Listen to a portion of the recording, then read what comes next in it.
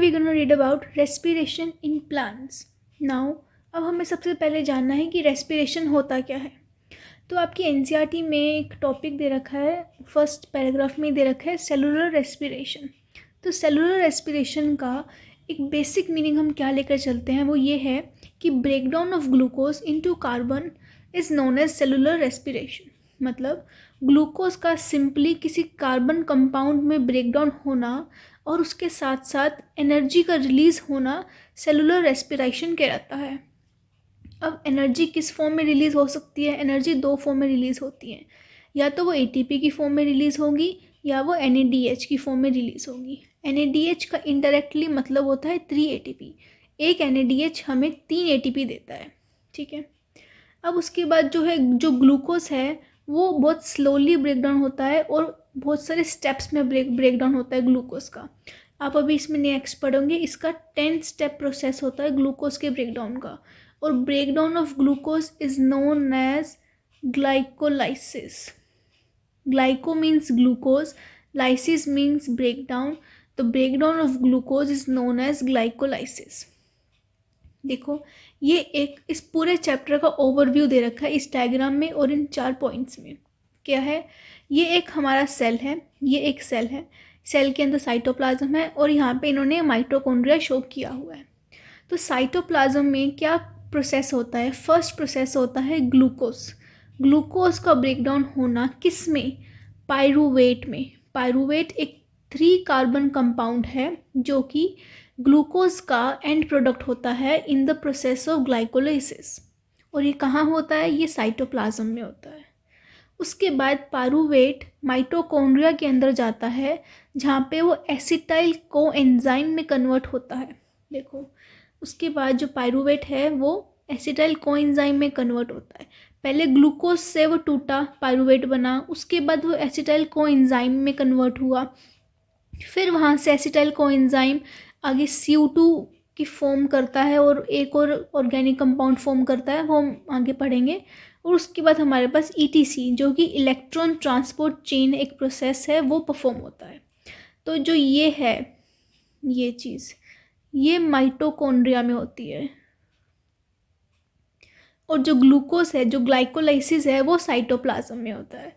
तो देखो, ये मैट्रिक्स है, ये इनर मेम्ब्रेन है माइटोकॉन्ड्रिया की, इनर मेम्ब्रेन स्पेस है, और ये माइटोकॉन्ड्रिया है, ये इनर मेम्ब्रेन है। तो इनर मेम्ब्रेन में तो होता है ETC मतलब इलेक्ट्रॉन ट्रांसपोर्ट चेन, ठीक है। और जो मैट्रिक्स में होता है एक तो एसिटाइल कोएंजाइम का फॉर्मेशन और क्रेब्स साइकिल, ठीक है। अब यहाँ पे एक टर्म आती है फॉस्फोराइलेशन। ये टर्म बहुत कंफ्यूज करती है। तो इस टर्म का मतलब क्या है? इस टर्म का मतलब है कि the addition of phosphate group. जैसे this is an basic example where ADP, और ये एक फॉस्फेट ग्रुप है, ADP में फॉस्फेट का ग्रुप ऐड होता है तो हमें ATP मिलता है। तो ये ATP देखो 3 ATP मिल रहे हैं, मतलब यहाँ पे एडिनोसिन ट्राइफॉस्फेट।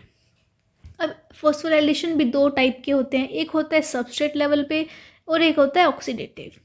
जो सबस्ट्रेट लेवल पे होता है उसमें क्या होता है, हमें डायरेक्ट एनर्जी मिलती है in the form of ATP, ठीक है। जैसे ग्लूकोज टूटा पायरूवेट में तो हमें एनर्जी मिली ATP की फॉर्म में डायरेक्ट। और एक होता है ऑक्सीडेटिव जिसमें हमें इनडायरेक्ट फॉर्म में ATP मिलते हैं। जैसे कि अगर ग्लूकोज पायरूवेट में टूटता है और हमें एनर्जी NADH की फॉर्म में मिलती है, तो NADH हम, लेकिन अंदर की बात तो हमें ये पता है ना कि एक NADH 3 ATP देता है, लेकिन डायरेक्टली तो नहीं दे रहा, वो NADH के थ्रू ATP दे रहा है, इसलिए उसको हम कहते हैं ऑक्सीडेटिव फॉस्फोराइलेशन, ठीक है। अब हमने जो यहाँ पे ऊपर ये पढ़ा था, ये जो 4 प्रोसेस पढ़े हैं, अब इस चैप्टर में हम ये पढ़ेंगे। इस वीडियो में मैं आपको ये 2 पढ़ाऊंगी, ग्लूकोज और लिंकिंग स्टेप। लिंकिंग स्टेप एक ऐसा स्टेप है जो पायरूवेट और क्रेब्स साइकिल के बीच में लिंक करता है। तो सबसे पहले हम पढ़ेंगे ग्लाइकोलाइसिस। तो what is glycolysis? Glycolysis is a breakdown of glucose. It is a 10 step process. It is slow process और also it is also known as EMP pathway. Why? Because it was discovered by Embden Meyerhof and partners. ये scientist थे, scientist के नाम है, और इनके owner में ही इसको EMP पाथवे कहते हैं, और ये साइटोप्लाज्म में होता है। ठीक है, now glucose. So glucose convert into और breaks down into glucose 6 phosphate. देखो, सबसे पहले आपको ये देखना है कि ये एक 10 स्टेप प्रोसेस है। ठीक है, अब इसमें क्या होता है, ये 10 स्टेप में जो 4 स्टेप्स हैं, फर्स्ट 4 स्टेप्स तो होते हैं एनर्जी कंज्यूमिंग स्टेप्स, और जो बाकी के बच गए 6 वो होते हैं एनर्जी रिलीजिंग प्रोसेस या स्टेप्स। तो उसका क्या मतलब हुआ, देखो, जब हम कोई बिजनेस करते हैं तो उसमें ऐसा तो है नहीं कि हमें डायरेक्ट प्रॉफिट मिल जाता है, हमें पहले कुछ इन्वेस्टमेंट करनी पड़ती है, उसके बाद हमें प्रॉफिट मिलता है। तो ग्लाइकोलाइसिस में भी सेम है, पहले हम इन्वेस्ट करेंगे एनर्जी का, फिर हमें प्रॉफिट मिलेगा उस एनर्जी का। मतलब पहले इन्वेस्टमेंट होगी, फिर प्रॉफिट होगा। तो हमें इन्वेस्टमेंट के लिए क्या करना पड़ेगा, देखो, glucose breaks down into glucose 6 phosphate. अब देखो, ग्लूकोज के पास यहाँ पे कोई भी फॉस्फेट का ग्रुप नहीं है, लेकिन हमने यहाँ पे एक ग्रुप ऐड कर दिया फॉस्फेट का। तो अब ऐड करने में हमें एक ATP की ज़रूरत पड़ेगी। ठीक है, तो एक ATP तो यहाँ पे यूज़ हुई हमारी, मतलब यहाँ पे हमारे पैसे लग गए फॉस्फेट को हमारे स्टोर में लाने के लिए, हमारे ग्लूकोज में लाने के लिए एक हमारे ATP लग गई। उसके बाद glucose 6 phosphate converts into fructose 6 phosphate in the presence of isomerase. ये यहाँ पे मैंने एंजाइम्स के नाम लिखे हुए हैं, वैसे तो बहुत सारे एंजाइम्स होते हैं, लेकिन नीट के लेवल पे यही एक बेसिक एंजाइम्स है जो आपसे पूछे जाते हैं। जैसे ग्लूकोज जब ग्लूकोज 6 फॉस्फेट में कन्वर्ट होता है तो हेक्सोकाइनेस, ये इंपॉर्टेंट है, इस पर क्वेश्चन आ भी चुका है। उसके बाद ग्लूकोज 6 फॉस्फेट से फ्रक्टोज 6 फॉस्फेट से में आइसोमरेज, जैसे आपको पता है ग्लूकोज और फ्रक्टोज में कुछ ही पोजीशंस का डिफरेंस होता है, इसलिए आइसोमरेज। अब यहाँ पे देखो, यहाँ पे ATP का यूज़ क्यों नहीं हुआ, क्यों, क्योंकि यहाँ पे हमने कोई नया फॉस्फेट ऐड ही नहीं किया, सिर्फ हमने इनके स्ट्रक्चर में चेंज किया है, जबकि यहाँ पे हमने नए तरीके से ऐड किया था तो ATP का यूज़ हुआ। ठीक है, उसके बाद देखो, अब फ्रक्टोज 6 फॉस्फेट में फ्रक्टोज 1,6 बिस फॉस्फेट बन गया। देखो, पहले एक फॉस्फेट था, अब कितने हो गए, 1,6 बिस फॉस्फेट। 1,6 बिस फॉस्फेट का मतलब कि फॉस्फेट 1 और 6 पोजीशन पे लगा हुआ है, और 2 लगे हुए हैं तो हम बिस बोलते हैं, अगर 3 होता तो हम ट्रिस बोलते हैं। ये सब IPSC में आपने पढ़ा होगा। तो इसमें यही है कि अब एक लगा हुआ था, एक और ऐड हुआ तो ATP फिर चाहिए, है ना। अब मतलब जब फॉस्फेट जब भी हमें ऐड करना है इसमें फर्स्ट 4 स्टेप्स में, तो हमें यहाँ पे एक ATP चाहिए। तो अब तक फर्स्ट 4 स्टेप्स में एक ATP यहाँ यूज़ हुआ, एक ATP यहाँ यूज़ हुआ, तो टोटल इन्वेस्टमेंट हमारे कितने ATP की हुई, टोटल इन्वेस्टमेंट हमारे 2 ATP की हुई। ठीक है, उसके बाद अब क्या होता है ना, इस फ्रक्टोज के पास बहुत सारे फॉस्फेट हो गए, मतलब एक फॉस्फेट ये हो गया, एक यहाँ पे हो गया, तो ये फॉस्फेट का भार संभाल नहीं पाया फ्रक्टोज, तो ये आगे ब्रेकडाउन हो गया। किस में ब्रेकडाउन हो गया, ये आगे एक ट्रायोस फॉस्फेट में ब्रेकडाउन हो गया, और दूसरा भी ट्रायोस फॉस्फेट में ब्रेकडाउन हो गया। अब ये क्या मतलब हुआ, एक ट्रायोस फॉस्फेट तो फॉर्म है ग्लिसरल्डिहाइड 3 फॉस्फेट की, और एक फॉर्म है डाईहाइड्रोक्सी एसीटोन फॉस्फेट की। इसको हम PGAL मतलब फॉस्फोग्लिसरल्डिहाइड पागल भी बोल देते हैं, और इसको हम ढाप मतलब डिहाइड्रोक्सी एसीटोन फॉस्फेट भी बोल सकते हैं, और ये दोनों इंटर कन्वर्टेबल होती है। इसीलिए हमारे पास यहाँ पे 2 मॉलिक्यूल्स ऑफ PGAL बनते हैं। क्यों, क्योंकि इसका यहाँ पे कोई वैसे सिग्निफिकेंट रोल नहीं है, ये सिर्फ और सिर्फ इसी में कन्वर्ट होके 2 फॉर्म बना देती है PGAL की। तो अब हम आगे जितना भी ये स्टेप्स पढ़ेंगे, तो जो भी हमारी ATP यूज़ होंगी या खर्च होंगी या कोई भी कंपाउंड बनेगा, वो इंटू 2 की फॉर्म में बनेगा। ठीक है, अब PGAL आगे कन्वर्ट होता है 1,3 बिस फॉस्फोग्लिसरिक एसिड। देखो, अब यहाँ पे आपकी बेसिक केमिस्ट्री लगेगी। ग्लिसरल्डिहाइड एक एल्डिहाइड ग्रुप है, अगर हम एल्डिहाइड ग्रुप को ऑक्सीडाइज करते हैं तो हमें एसिडिक ग्रुप मिलता है। ठीक है, वही होगा यहाँ पे। ग्लिसरल्डिहाइड को हमने ऑक्सीडाइज करवाया तो हमें ग्लिसरिक एसिड मिला। अब 1,3 बिस फॉस्फोग्लिसरिक एसिड मिला। देखो ग्लिसरल्डिहाइड 3 फॉस्फेट 1,3 बिस फॉस्फोग्लिसरिक एसिड में मिला। और ये जब हमें मिलेगा तब यहाँ पे हमें एक NaDH मिलेगा। एक PGL के लिए एक NaDH, 2 PGL के हमें 2 NaDH। ठीक है। अब मतलब अब देखो NaDH मतलब 3 ATP। ठीक है। 2 NaDH मतलब 6 ATP। ठीक है। उसके बाद अब 1,3 बिस फॉस्फोग्लिसरिक एसिड आगे 3 फॉस्फोग्लिसरिक एसिड में कन्वर्ट होगा। देखो यहाँ पे वही बात है, 1,3 मतलब 1 और 3 पोजीशन पे फॉस्फेट लगे हुए हैं और बिस मतलब 2 लगे हुए हैं। अब इन्होंने क्या किया, ये 1 वाला हटा दिया। ठीक है। और हमारे पास क्या बच गया फिर, 3 फॉस्फोग्लिसरिक एसिड। ठीक है। ऑल्सो अब पहले हम स्टार्टिंग में क्या कर रहे थे, हम यहाँ पे फॉस्फेट लगा रहे थे तब हम ATP का यूज़ कर रहे थे। ठीक है, हम यूज़ कर रहे थे। अब हम जब फॉस्फेट हटाएंगे तो हम एक ATP इनको दे देंगे। ठीक है। तो अब एक ATP हमने इनको दिया। अब since we are talking about 2 PGL तो इंटू 2 कर देंगे हम। ठीक है। तो अब 3 फॉस्फोग्लिसरिक एसिड के बाद 2 फॉस्फोग्लिसरिक एसिड बनता है। कोई नया चेंज नहीं हुआ, सिर्फ और सिर्फ पोजीशन में चेंज आया है। बेसिक प्रोडक्ट तो हमें 1,3 बिस फॉस्फोग्लिसरिक एसिड बना पहले, उसके बाद हमने एक फॉस्फेट हटा दिया इससे, तो हमारे पास बच गया 3 फॉस्फोग्लिसरिक एसिड। उसके बाद हम इनकी पोजीशन ही चेंज करी जा रहे हैं। तो पोजीशन चेंज हमने किस फॉर्म में की, 2 फॉस्फोग्लिसरिक एसिड की फॉर्म में की। ठीक है। उसके बाद जब 2 फॉस्फोग्लिसरिक एसिड आगे फॉस्फोइनोल पायरूवेट PEP, ये एक बहुत इंपॉर्टेंट कंपाउंड है। ये आगे आपको ये आगे आपने C3C4 प्लांट पढ़े होंगे, मतलब फोटोसिंथेसिस जो होता है प्लांट्स में, उसमें इसका एक बहुत अहम रोल होता है। ठीक है। तो 2 फॉस्फोग्लिसरिक एसिड आगे जब with the removal of H2O, जब उसमें से एक वाटर मॉलिक्यूल रिमूव होगा तो हमें फॉस्फोइनोल पायरूवेट, जिसको शॉर्ट फॉर्म में PEP या PEP भी कह देते हैं, वो मिलता है। उसके बाद PEP हमें फाइनल पायरूवेट का कंपाउंड देता है। Pyruvate is a 3 carbon compound. ठीक है। तो अब जब पायरूवेट मिलता है तो हमें फिर 2 ATP मिलते हैं। पहले तो हमने खर्च किए थे ना 4 स्टेप्स में, अब हमारा टाइम है प्रॉफिट गेन करने का। तो हमें प्रॉफिट कहाँ कहाँ गेन हो रहा था, एक तो हमें प्रॉफिट यहाँ गेन हुआ, एक प्रॉफिट हमें यहाँ गेन हुआ, एक प्रॉफिट हमें यहाँ गेन हो रहा है। ठीक है।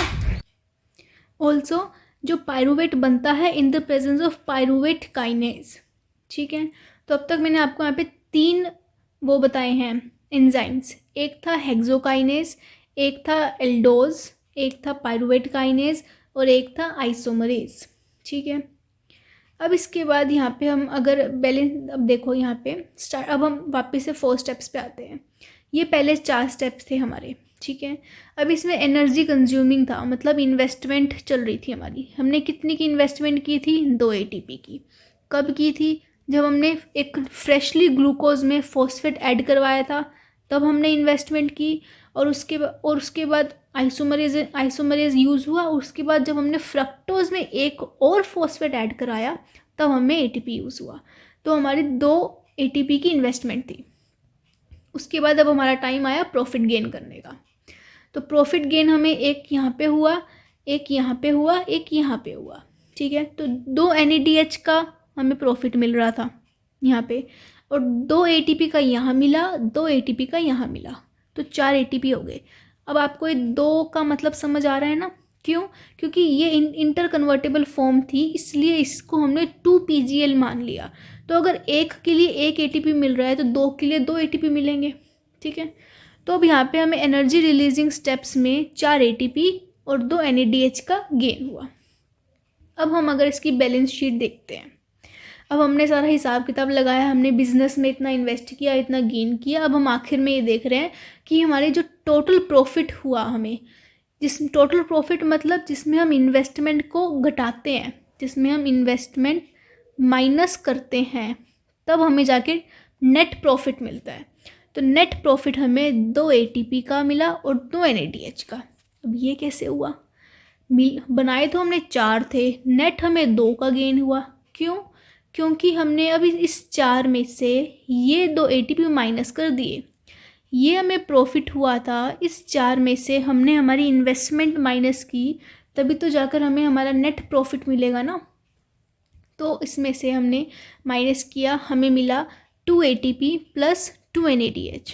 अब ATP तो ATP की फॉर्म में मिलेगा, लेकिन हमें पता है कि एक NADH होता है 3 ATP के बराबर। ठीक है, तो 2 NADH मतलब 6 ATP और 6 plus 2 will give you 8 ATP। तो मतलब ग्लाइकोलाइसिस में हमें 8 ATPs का प्रॉफिट होता है।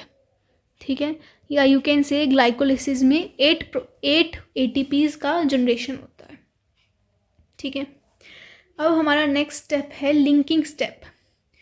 अब लिंकिंग स्टेप कैसा एक स्टेप है? लिंकिंग स्टेप एक समझो एक गेटवे है, gateway to you can say Krebs cycle. मतलब ये एक कॉमन कंपाउंड बनाता है जो क्रेब्स साइकिल में का इनिशियल होता है और लिंकिंग स्टेप्स का आखिरी होता है। कैसे? ये माइटोकॉन्ड्रिया में होता है, occurs in mitochondrial matrix to be very precise. और इसमें जो एंजाइम यूज़ होता है वो होता है pyruvate dehydrogenase enzyme plus magnesium ions. This is important. ठीक है, ये माइटोकॉन्ड्रिया है, ये हमारी इनर मेम्ब्रेन स्पेस है, ये इनर मेम्ब्रेन है और ये हमारा मैट्रिक्स है। तो जो पायरूवेट हमें ग्लाइकोलाइसिस से मिला, हमें 2 पायरूवेट मिले थे मॉलिक्यूल। ठीक है, तो ये आगे कन्वर्ट हुए एसिटाइल कोएंजाइम में। कैसे कन्वर्ट हुए? By removal of 1 CO2 molecule. जब पायरूवेट में से एक CO2 मॉलिक्यूल निकल जाएगा तो हमें एसिटाइल कोएंजाइम A मिल जाएगा, जो कि 2 कार्बन कंपाउंड है। ठीक है, तो जब ये रिमूवल होता है तो हमें 2 NADH का गेन होता है। ठीक है, तो इसमें कोई हमें इन्वेस्टमेंट नहीं करनी पड़ी, सिर्फ हमें गेन ही हो रहा है। क्यों? क्योंकि हमने ऑब्वियसली हम स्टार्टिंग से हमारा जो प्रोडक्ट है वो ग्लाइकोलाइसिस के थ्रू आ रहा है, तो हमें कोई इन्वेस्टमेंट करने की ज़रूरत ही नहीं पड़ी। हमारा बिजनेस पुराना चलता आ रहा है, इसलिए हमें गेन होता जा रहा है। तो अब हमें इसका बैलेंस शीट क्या मिली? हमें 2 NADH, मतलब एक NADH होता है 3 ATP, 2 हो गया मतलब 6 ATP। ठीक है, तो लिंकिंग स्टेप्स में हमें 6 ATP का गेन होता है और ग्लाइकोलाइसिस में कितने का होता है? ग्लाइकोलाइसिस में हमें 8 ATP का गेन होता है। ठीक है, तो इसमें अब ग्लाइकोलाइसिस में आपने पढ़ लिया। अब हम यहाँ पे लिख देते हैं जो हमने बनाया था। देखो, ग्लाइकोलाइसिस में हमें गेन हुआ 8 ATP का, लिंकिंग स्टेप में हमें गेन हुआ 6 ATP का। ठीक है, ग्लाइकोलाइसिस में हमने पहले इन्वेस्टमेंट की थी 2 ATP की, प्रॉफिट हमें मिल रहा था 4 ATP प्लस 2 NADH का, जिसमें से 4 ATP में से हमने हमारी इन्वेस्टमेंट को माइनस कर दिया, तो हमें नेट मिल गई 2 ATP और 2 ही NADH। अब एक NADH हमें 3 ATP देता है, तो 2 हमें 6 देंगे, तो 6 प्लस 2 हो गए 8। और लिंकिंग स्टेप में सिंस ये हमारा बिजनेस पुराना चलता आ रहा है, मतलब जो पायरूवेट है हमें ग्लाइकोलाइसिस के थ्रू मिला है, तो हमने कोई इन्वेस्टमेंट की ही नहीं, हमें सिर्फ प्रॉफिट ही होगा। तो हमें प्रॉफिट कितना हो रहा था? हमें प्रॉफिट हो रहा था 2 NADH का। तो और 2 NADH, एक NADH मतलब 3 ATP, 2 NADH मतलब 6 ATP। तो अभी तक हमने ये जो हमारा चैप्टर है इसमें हमारे 4 चीज़ें हैं, Krebs cycle, ETC, linking step और ग्लाइकोलाइसिस। तो ग्लाइकोलाइसिस और लिंकिंग स्टेप्स को मिलाकर अभी तक हमें इतने ATPs हमने बना लिए। अब नेक्स्ट वीडियो में मैं आपको क्रेब्स साइकिल बताऊंगी, या ETC भी देख लेंगे अगर उसमें कवर हो सका तो इसमें अभी तक आपको कोई भी डाउट हो या कुछ भी आपको समझ नहीं आया हो या कोई भी किसी प्रकार का भी कोई क्वेरी हो तो प्लीज़ आप मुझे कमेंट बॉक्स में बताइए। Thank you.